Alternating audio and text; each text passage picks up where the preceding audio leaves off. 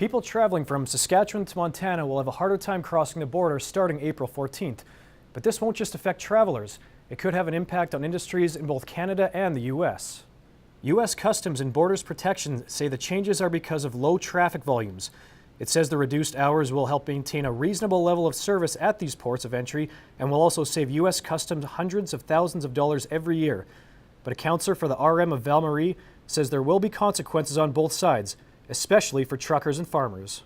It might affect, 50 to 100 farmers, but including that, you got to figure a farm is a family, so it's going to affect, families. The bottom line is the dollar, and it's a family farm. It affects lots of people.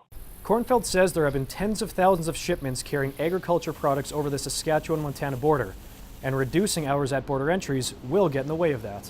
When the hours are extended or longer, they have a lot more chances of getting them loads to work out or getting more than one load per day if it's close.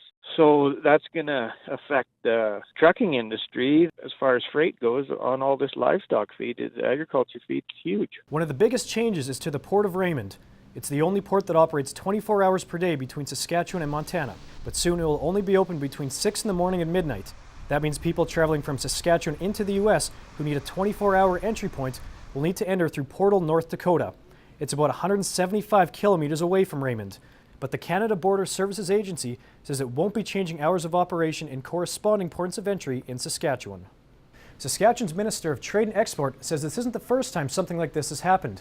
He says the government is concerned about these changes and it's working with its U.S. counterparts to find a solution. Several town hall meetings have been planned in communities on the Montana side of the border starting April 1st. Corey Coleman, CBC News, Regina.